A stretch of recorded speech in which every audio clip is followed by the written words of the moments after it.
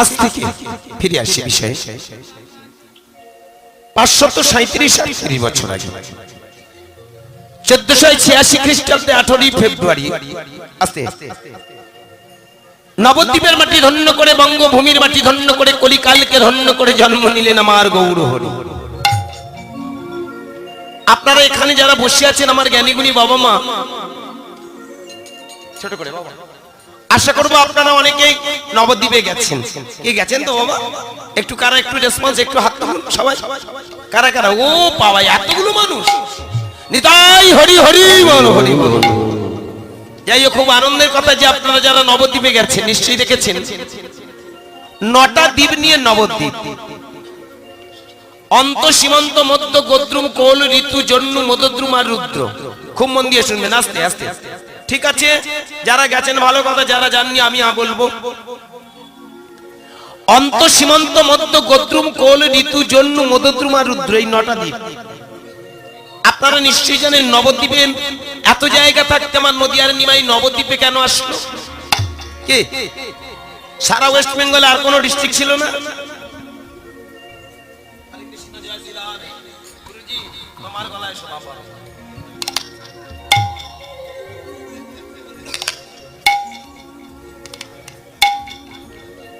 এত ডিস্ট্রিক্ট থাকতে, এত স্থান থাকতে আমার নদিয়ার নিমাই নবদ্বীপে কেন আসলেন?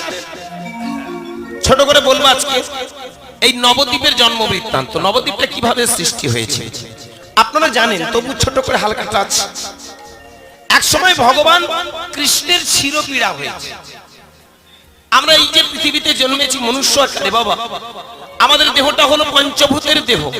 ক্ষিতি, অম, তেজ, মরুদ, বোম। কে? জল, আলো, মাটি, বাতাস আর শূন্য বা মহাকাশ। এই পঞ্চভূতের সমন্বয়ে যে আমাদের এই দেহটা, এই দেহে দেখবেন আমরা যখন একটু কায়িক পরিশ্রম করি বা একটু ধরুন এই ঠান্ডার সময়, ঠান্ডা আসলে আমাদের দেখবেন মাথা যন্ত্রণা হয়, হয় না?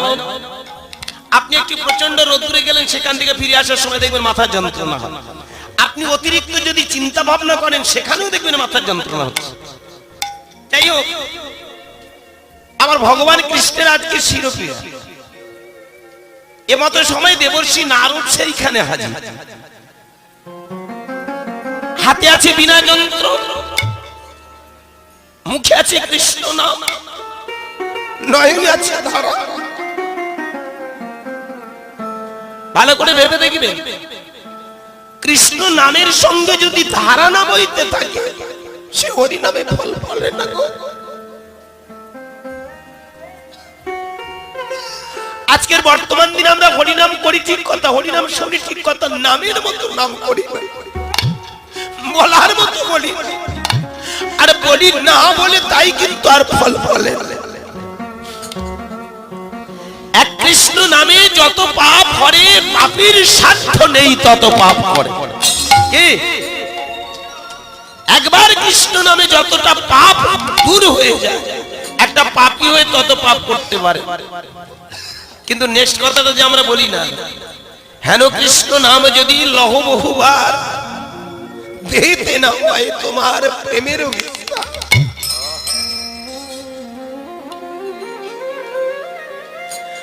যদি কৃষ্ণ বলতে বলতে নয়ন দ্বারা যদি না বয়, তাহলে সে হরি নামে ফল ফলে। আমার নারদ হলো সেই জ্ঞানী, সেই মুনি যিনি ব্রহ্ম জ্ঞানের জলে ডুব দিয়ে নয়ন ধারা, মুখে কৃষ্ণ নামের ধারা, বিনার সুরের ধারা, এই যে ত্রিধারা, ভালো করে ভেবে দেখবেন, তিনটে ধারা, গঙ্গা, যমুনা, সরস্বতী যেমন ত্রিধারা, আমাদের জীবনেও ঠিক তেমন বিনা যন্ত্র। খুব ভালো করে মন দিয়ে শুনবেন কথাগুলো, আজকে যেহেতু আমি তত্ত্বাকারে আপনাদের কাছে তুলে ধরতে চাই। ছোট করে আজকের আমি চাইবো আপনাদের কাছে তত্ত্বাকারে সেই হরি কথা, কৃষ্ণ কথা তথা আমার গৌরাঙ্গ মহাপ্রভুর যে আদর্শের কথা তুলে ধরে। বিনা যন্ত্র, বিনা যন্ত্র, ভালো করে ভাবুন, দুটোর কথা অর্থ আসে। একটা যন্ত্রের নাম আছে বিনা, আবার বললেন না বিনা, যন্ত্র বিনা, যন্ত্র ব্যতীত হরি। তাহলে কোন যন্ত্রে? এই দেহ যন্ত্র, এর থেকে বড় যন্ত্র দুনিয়াতে নেই। কি মা? পৃথিবীতে আপনার অনেকে বলে বাবা আমার বাড়িতে খোল করতাল আছে, যাদের বাড়িতে খোল করতাল নেই বলে না আমার বাড়িতে খোল করতাল নেই। আমি বলবো কে বলেছে নেই? করতাল। কি বাবা? এই যে করতাল এটাই তো করতাল। যখন করতালের জন্ম হয়নি তখন মানুষ হরিনাম করতে কিভাবে? করতাল। এটাই করতাল। খোল এটা দেহ খোল। কি বাবা? তাহলে বাড়িতে খোল করতাল নেই মানে এই তো খোল করতাল, যন্ত্র দরকার নেই, এই দেহ যন্ত্র। কি বললেন? এটাই হলো বিনা যন্ত্র। এইবার নয়নের জল আর কৃষ্ণ নামের ধারা, এই তিন ধারা হরিনাম গাইতে গাইতে দেবর্ষি নারদ এলেন ভগবান কৃষ্ণের সামনে। ভগবান শ্রীকৃষ্ণ সেদিন বড় শিরোপীড়া, মাথার যন্ত্রণা, তাই মাথাটা নিচু করে বসে আছে। দেবর্ষি নারদ ধীরে ধীরে কৃতাঞ্জলি পুটে গললকৃত বাসে বলে উঠল, প্রভু একটু মাথাটা তুলে দেবর্ষি নারদের দিকে তাকিয়েছে। নারদ আজ আমার শরীরটা বড় ভালো নেই, মাথাটা বড় যন্ত্রণা করছে। দেবর্ষি নারদ আস্তে আস্তে ভগবানের দিকে তাকিয়ে দেখছেন ভগবানের চোখটা ছলছল করছে। মাথার যন্ত্রণা হলে যেমন মানুষ একটা ঝিম হয়ে বসে থাকে, ঠিক তেমনি ভগবান কৃষ্ণের সেই দশা। আস্তে আস্তে ভগবান শ্রীকৃষ্ণের দিকে তাকিয়ে দেবর্ষি নারদ প্রশ্ন করল, প্রভু তোমার এই শিরোপীড়া নিরাময় হবে কিসে? ধীরে ধীরে ভগবান শ্রীকৃষ্ণ নারদের দিকে একটু তাকিয়ে বলে উঠল, নারদ গো, যদি কোনো ভক্ত পদ রজ দেয়, অর্থাৎ কোন ভক্ত যদি একটু চরণ ধুলো দেয়, সেই ভক্তের চরণ ধুলোর স্পর্শে আমার এই শিরোপীড়া নিরাময় হয়। ভক্তিমতী মায়েরা, দেবর্ষি নারদ প্রশ্ন করলো, প্রভু তুমি কি জানো, তুমি কি বলছো? এ বিশ্ব ব্রহ্মাণ্ডের মানুষ তোমায় পূজা করে, তোমায় পাওয়ার জন্য কত কাঁদে। আমার বড় জন্মে জন্মান্তরের সৌভাগ্য যে আমি তোমার মতো প্রভুকে দিন দিন সদা সর্বদা আমার এই দৃষ্টিতে আমি দেখতে পাই। আজ তুমি একবার ভেবে দেখেছো তুমি কি কথাটা জানালে? এ জগতে এমন কোন মানুষ নেই যে চরণ ধুলো দেবে।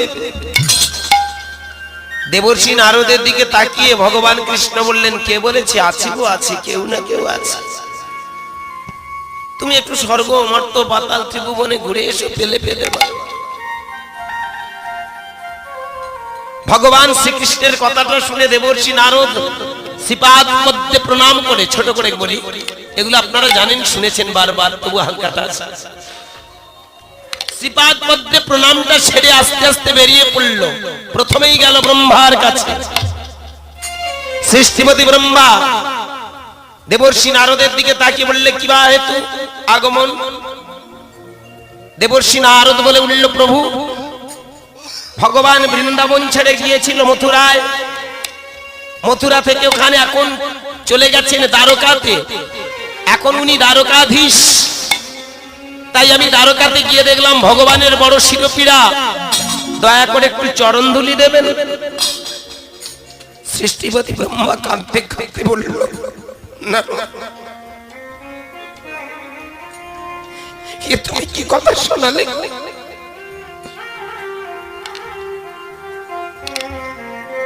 আমি আমার এই চতুর্মুখে তার আদ্যপান্ত খুঁজে পাই না।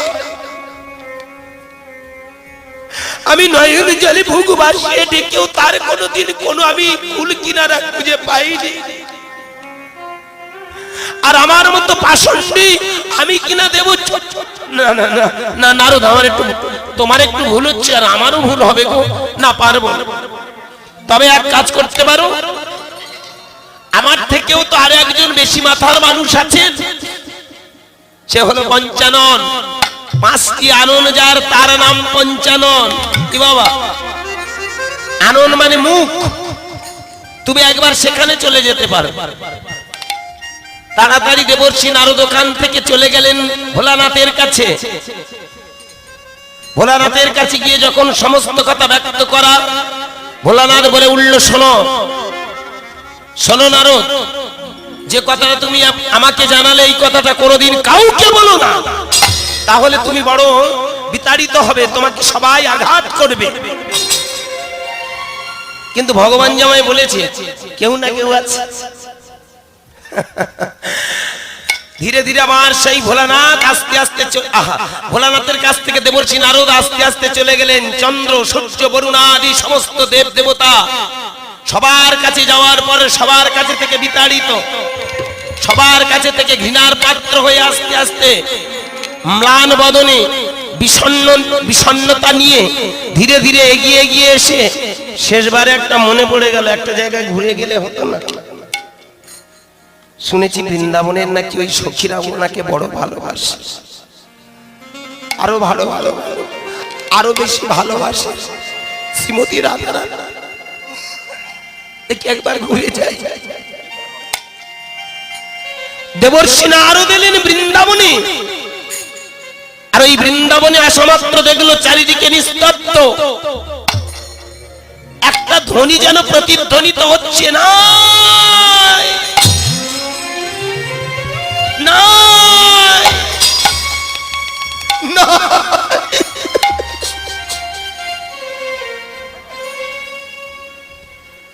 দেবর্ষি নারদ ধীরে ধীরে আসলো অষ্টসখী আর সঙ্গে যে এখানে বসে আছেন প্রেমময়ী রাধারানী, ওইখানে এসে কৃতাঞ্জলি পুটে গললগ্নিকৃত বাসে দেবর্ষি নারদ দাঁড়ালেন।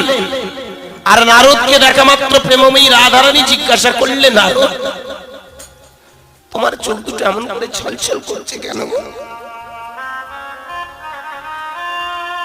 তবে কি কোনো দুঃসংবাদ? তবে কি কোনো জায়গায় কোনো কিছু দুর্ঘটনা ঘটেছে? তুমি তো যোগাযোগ মন্ত্রী। কি বাবা, ভালো করে ভেবে দেয়। যদি আমরা দেখি এখন যেমন বিভিন্ন আসনে মন্ত্রী মিনিস্টার আছে, তখনকার দিনেও মন্ত্রী মিনিস্টার ছিল, তাই না? যেমন খাদ্যমন্ত্রী ছিল মা লক্ষ্মী, শিক্ষামন্ত্রী ছিল মা সরস্বতী, তাই না? যেমন জলমন্ত্রী ছিল আমার বরুণ দেব, বিদ্যুৎ মন্ত্রী যেমন আমার সূর্যদেব, কি তাই না? তার যোগাযোগ মন্ত্রী তো আমার দেবর্ষি নারদ। দেবর্ষি নারদের দিকে তাকিয়ে বলছে, নারদ তুমি তো সমস্ত কিছু সংযোগের মাধ্যম, তুমি কি কোনো দুঃসংবাদ নিয়ে এসেছো? নারদ বলতে গিয়ে বুকটা কেঁপে উঠল, চোখ দুটো জলে পড়ে গেল। আমি বৃন্দাবন ছেড়ে মথুরা, মথুরা ছেড়ে গিয়েছিলাম দ্বারকায়, আর দ্বারকায় গিয়ে দেখি আমার ভগবান কৃষ্ণ বিষণ্ণতায় বসে আছে, বিষণ্ণ বদন নিয়ে বসে আছে। আমি ধীরে ধীরে সেই ভগবান কৃষ্ণের কাছে গেলাম। ভগবান শ্রীকৃষ্ণ মায়ে জানিয়ে দিল তার বড় শিরোপীড়া। জানেন, আমি ভগবান কৃষ্ণের কাছে গিয়ে শুধু প্রশ্ন করেছিলাম, তোমার এই শিরোপীড়া নিরাময় হবে কিসে? সে আমাকে জানিয়ে দিল, কোন ভক্ত যদি চরণ ধুলো দেয় তাহলে নিরাময় হবে। দেবে তুমি একটু চরণ ধুলো? প্রেমময়ী রাধারানী শুরু হয়ে গেল নয়ন জল ফেলা। কাল আসবো বলে আমার ভগবান চলে গেল। জানো না, আর ফিরে আসে দিন রাত, তাই তো আমি কাঁদি। আমার কৃষ্ণ যেন ভালো থাকে, আমার কৃষ্ণ যেন সুখে থাকে, আমার কৃষ্ণ যেন শান্তিতে থাকে। সারা জীবন বুকে ব্যথা নিয়ে আমি কাঁদতে চাই, আমার কৃষ্ণ যেন ভালো থাকে। ভালো থাকবে কি সে? তার যদি শিরোপীড়া হয়, সে যদি মাথার যন্ত্রণায় ভোগে, তাহলে ভালো থাকবে কি? সে দেবে তোমার ওই চরণ ধুলো? রাধা রানী, ললিতা, বিশাখা, চম্পকলতা, ইন্দুরেখা, তুঙ্গ দেবী, রঙ্গ দেবী, শ্রীদেবী আদি ওই অষ্টসখীকে ডাকলেন। সঙ্গে রাধারানী ধীরে ধীরে বললেন, শোন, তোরা আমি দুজনে মিলে, শুধু দুজনে নয়, আয় আমরা সবাই মিলে একটু চরণ ধুলো দিয়ে দিই নারদের কাছে। আমার ভগবান বড় কষ্ট পাচ্ছে রে। ললিতা সমস্ত সখীগণকে কাছে ডেকে বললেন, আমার ভগবান যাতে শান্তিতে থাকে তার জন্য তো আমরা দিন রাত কাঁদি। আমরা স্বর্গ চাই না, নরক চাই না, পাপ পুণ্যের ভয় করি না। আমি শুধু জানি আমার কৃষ্ণ যেন ভালো থাকে। ভক্তমন্ডলী, ভক্তিমতী মায়েরা, রাধারানী, ললিতা, বিশাখা, চম্পকলতার সবার চোখে আজ ধারা বয়ে গেল। আর ধারা বইতে বইতে দেবর্ষি নারদের দিকে বলে উঠল, শোনো, আমরাই দেব চরণ ধুলো। সেদিন একটা নামাবলিতে নিজেদের চোখের জল আর চরণ ধুলো গুলো দিয়েছিল। কি বাবা, আমরা সবাই জানি। সেই চরণ ধুলো আর চোখের জল মিশ্রিত বস্তু নিয়ে সোজা চলে এলো একেবারে দ্বারকার মাটিতে। আর ওই দ্বারকায় এসে হঠাৎ যখন দেবর্ষি নারদামাই খুলেছে সেই নামাবলিটা, ভগবান কৃষ্ণ বলেন, কে দিল গো? বলে, কেন? যে তোমাকে সব থেকে বেশি ভালোবাসে। আমরা তোমায় নামে ভালোবাসি, কিন্তু তার থেকে ভালোবাসার মানুষ একজন আছে। এখানে আমাদের একটা বড় শিক্ষা দিলেন। গল্পগুলো আমরা শুনি, গল্পের মধ্যে আমাদের তত্ত্বটা কি দেখুন। যারা ভগবানকে ভালোবাসে শুধু নিজের স্বার্থে, তারা প্রকৃত ভালোবাসা প্রেমিক নয়, সাধক নয়। যে ভালোবাসাটা তার সুখ হয়, তার শান্তি হয়, তথা দেখবেন যারা প্রকৃত জ্ঞানের জ্ঞানী হয়, তারা কিন্তু মন্দিরে গিয়ে আগে প্রথমে বলে, ভগবান তুমি ভালো থেকো। কি বাবা, কথাটা হয়তো শুনতে খারাপ লাগলেও চরম সত্য। এই পৃথিবীতে যারা জ্ঞানের জ্ঞানী হয়, তারা কোনোদিন গিয়ে বলে না, আমার গাঁটের ব্যথা ভালো করে দাও ঠাকুর, আমার অম্বলের ব্যায়ামটা ভালো করে দাও, আমার ছেলেটার একটা চাকরি দাও। এগুলো আমাদের কাঁচা জ্ঞানের কথা, বাবা রাগ করবেন না। এখানে আমরা চাই, কিন্তু যারা প্রকৃত জ্ঞানের জ্ঞানী হয়, তারা কিন্তু ভগবানের কাছে গিয়ে প্রথমেই বলে, হে ভগবান তুমি ভালো থেকো। কারণ তুমি যদি ভালো থাকো তাহলে আমাদের তো সবাইকে ভালো রাখবে। কে? নিতাই গৌর হরি বল, হরি বল। জানো মা, আজকে ধীরে ধীরে আমার সেই যে ভগবান কৃষ্ণ কাঁদতে কাঁদতে বলে উঠল, রাধে, তুমি যে তোমার চোখের জল আর তোমার এই ভালোবাসার যে বস্তু তুমি আমায় দিয়েছো, এই আমি মাথায় নিলাম। ছুটে এলো দেবতা মণ্ডলীরা, সবাই মিলে দল বেঁধে আসলো, আমায় দাও, আমায় দাও প্রভু, তুমি যদি নিতে পারো আমরা কেন নেব না? আমরা যেন রাধারানীর মতো প্রকৃত ভক্ত হতে পারি। সবাই মিলে সেদিন দল বেঁধে সেই রাধারানী এবং ললিতা, বিশাখা, চম্পকলতা, ইন্দুরেখা, তুঙ্গদেবী, রঙ্গদেবী, শ্রীদেবী আদি অষ্টসখী সেই যে নজনের ধুলোটা সবাই মাথায় নিল। এবং শুধু তাই নয়, সেই ধুলোটা আজও আমরা পাই। কবে বলুন তো? হরিনামটা আজকের হবে তো, কালকে সকালবেলা দেখবেন যখন লুট হবে, ধুলা মাখা হবে। ওই একটু আগে যে গোসাই বলছিল না, নে ভালো করে গড়াগড়ি মার, উনি পাগল, না জেনে বলেননি। এই কথার পরিপ্রেক্ষিতে কথাটা বেরিয়ে আসলো। ভালো করে ভেবে দেখবেন, ধুলা নয়, ধুলি নয়, গোপীর পদরে। আজকের এই মানুষটা, জানি না ওনার ভিতরে ভগবত কৃপা হয়েছে, ভগবানের করুণা হয়েছে, ওনার মন মোটিভ আজকের এই দিকে এগিয়েছে, যাতে করে জীবনে যে সঞ্চিত যে ধন, যে অর্থগুলো নিজের সংসার রক্ষণাবেক্ষণের সাথে সাথেও যে এই যে হরি নামের প্রতি ব্যয়, এই যে নর নারায়ণকে ডেকে নিয়ে আসা, নিতাই গৌর হরি বল। এই যে আজকের আপনারাই রাধা, যাদের চোখে ধারা বয়, যাদের মুখে কৃষ্ণ নামের ধারা বয়, তারাই হলো রাধা। এ বাবা, রাধা মানে অন্য কিছু নয়। আরো ডিটেলস অনেক আলোচনা করবো আপনাদের চরণে। তাহলে সেদিন সবাই মিলে দলবদ্ধ ভাবে ওই যে চরণ ধুলোগুলো নিয়েছিল। এই জন্য দেখবেন ধুলা নয়, ধুলি নয়, গোপীর পদ রেণু। এই ধুলা মাছিয়া ছিল নন্দের বেটা কানু নিতাই হরি বল হরি বল। তাহলে দেখেছো বাবা, দেখেছো মা, রাধারানী কত বড় ভক্ত ছিল। শুধু তাই নয়, 9 জন মিলে দিল আর সবাই মিলে সেটা নিল। অবশেষে দেখা গেল সবাই তো পেল, তার মাঝখানে একটু বেশি ধুলো হয়ে গেছে। ভগবান কৃষ্ণ বললেন ধুলোটা যেখানে সেখানে ফেলো না, জায়গা মতো ফেলো।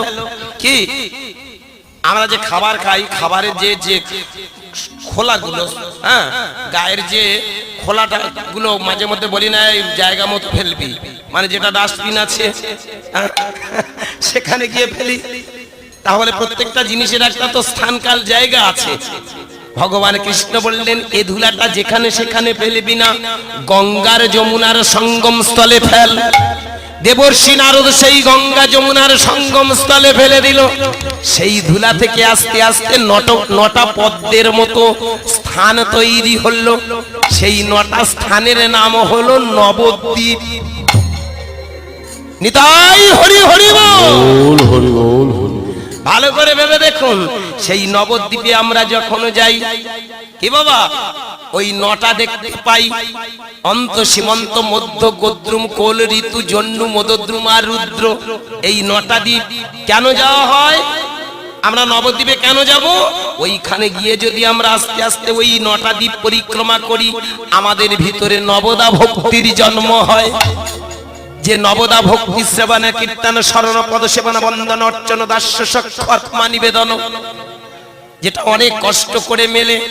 কলিযুগে নদীয়ার নিমাই, ভগবান কৃষ্ণ বললেন কলিযুগে আমি আবার যখন যাব ওইখানেতে আমি সেই চরণ ধুলোর উপরে আমি লীলা প্রকাশ ঘটাবো। এবং শুধু তাই নয়, সেদিন মানুষ জেনে নেবে ভক্তি কাকে বলে। এই জন্য ভগবান কৃষ্ণ বাইরে রাধা, অন্তরে ছিল কৃষ্ণ। আর এই রাধা কৃষ্ণ দুহুতনু মিলে আমার নদীয়ার নিমাই হয়ে জন্মগ্রহণ করলো। কি বাবা, আর সেই নদীয়ার নিমাই হয়ে জগৎ জীবকে বলে দিল রাধা শক্তি বড় শক্তি। আর এই শক্তিটা পাওয়া যাবে কিসে? যদি তুমি অনর্গল হরি নাম গাও। আমাদের ঘরের ধারে আমরা যেতে চাই, বলুন এইটুকু গেলেই নবদ্বীপ।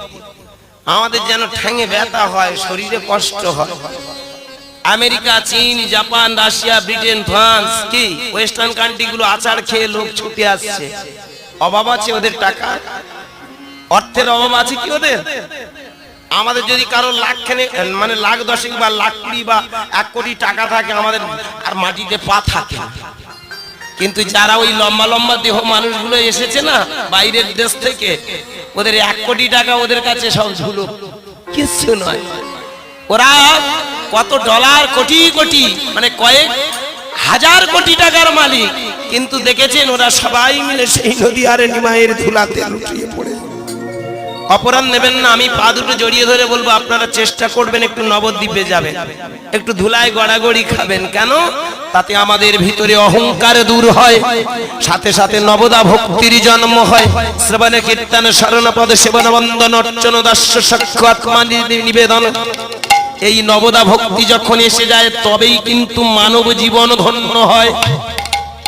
ভালো করে ভেবে দেখবেন, আস্তে যার ভক্তি নেই তার চারানা দাম।